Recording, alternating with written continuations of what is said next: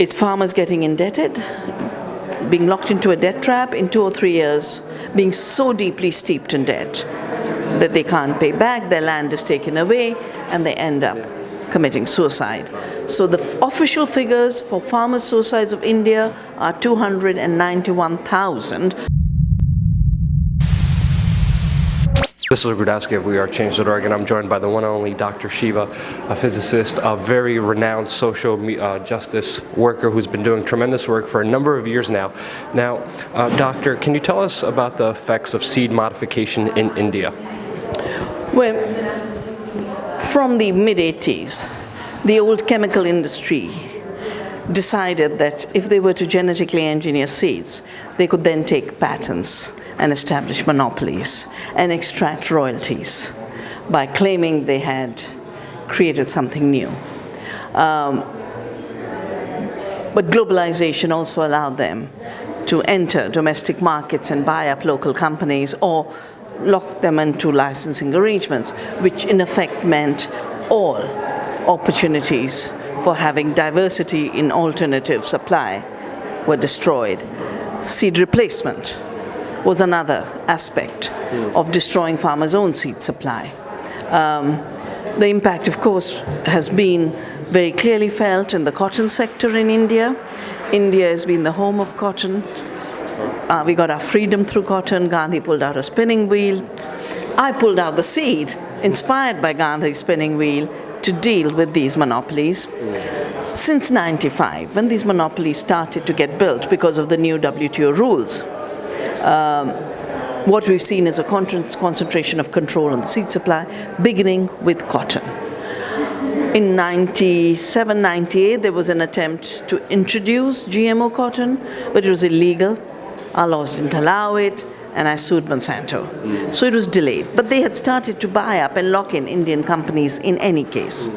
And a hybrid seed market became visible. Before globalization, seed costs of cotton used to be 5 rupees.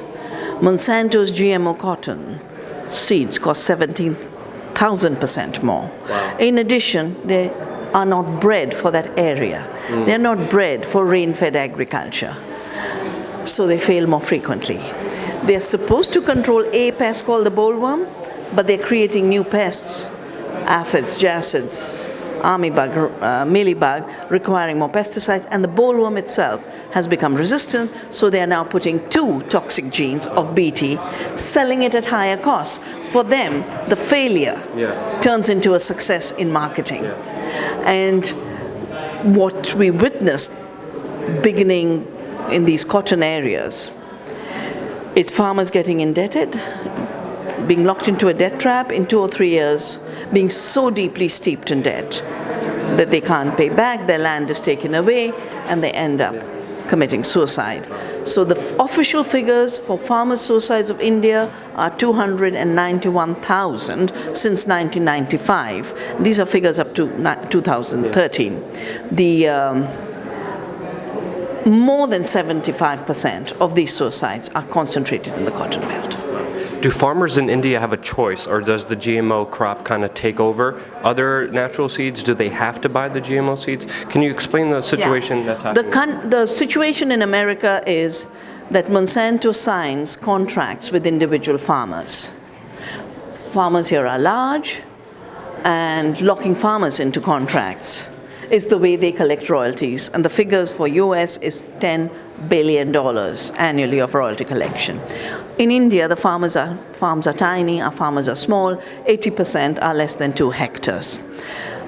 In any case, because of the work I've done, our laws don't allow a patent on seeds.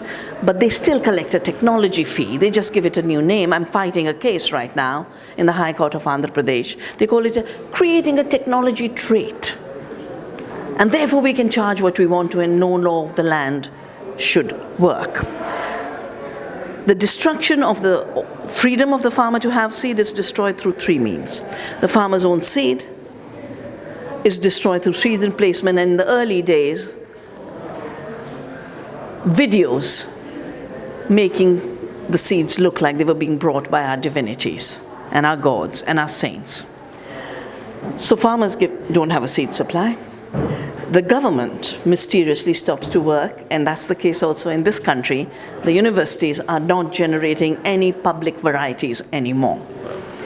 The third is Indian companies. 60 Indian companies are locked into licensing arrangements, are not allowed to sell anything but Monsanto's GMO seeds. So it is a creation of a monopoly by destroying alternatives. And the new attacks on seed saving, whether it was in India in 2004 or it's happening this year through a 2004 Seed Act, where seed libraries, where seed is conserved, are being attacked, is to destroy the new set of alternatives that are growing as people become more aware of the harm of chemicals, the harm of GMOs. They're shifting to organic, and for organic you need organic seed. And so there's this new attack in this country on seed libraries to take away the freedom of consumers to have safe food. We fought that kind of law in 2004 in India, and we stopped it. And I do hope US citizens will exercise their seed freedom and their seed duty to protect the diversity of crops. Life is not about corn and soya alone.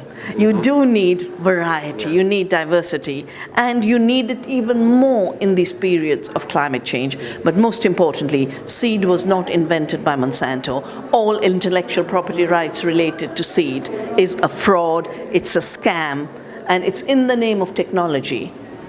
But it's basically nothing more than a Ponzi scheme. So my last question is, how do we fight this? It seems Monsanto is pigeonholing a lot of American farmers. We're just learning about what's happening in India and in other countries. It seems like they give people no options, no choices. But can you tell us about some of the work that you've been doing and how to effectively fight this? Yeah.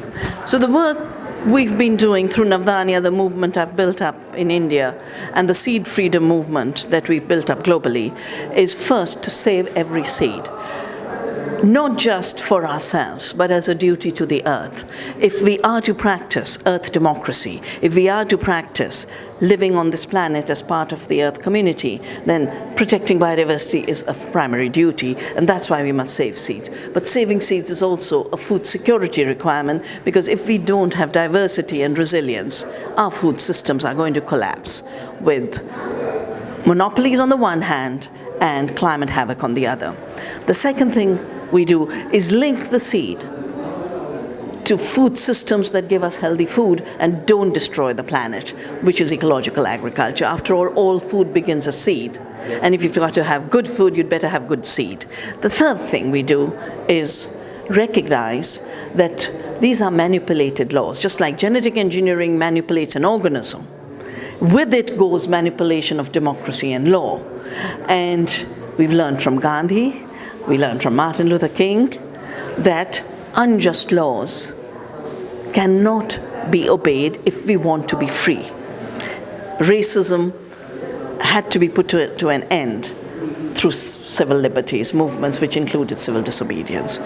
In India, we wouldn't have got freedom without Gandhi marching to the beach and saying, we will make our own salt, nature gives it for free, we need it for our survival, we will not obey your laws. And we follow Gandhi on the salt satyagraha through the seed satyagraha. Satyagraha means the force of truth. In our times, the force of truth is the force of the truth of the earth, the force of truth of our rights, the force of truth of freedom. And how can we allow one corrupt corporation who only has a criminal history to destroy the planet and all our freedoms? We cannot allow this. We just have to do what every freedom movement of the past has done. Sow the seeds of freedom while resisting the seeds of slavery. With Monsanto trying to take over the world, I'm so happy there's people like yourself standing up and fighting for the righteous cause of freedom and food, most importantly. Thank you so much, Dr. Shiva. I really appreciate that. Thank you.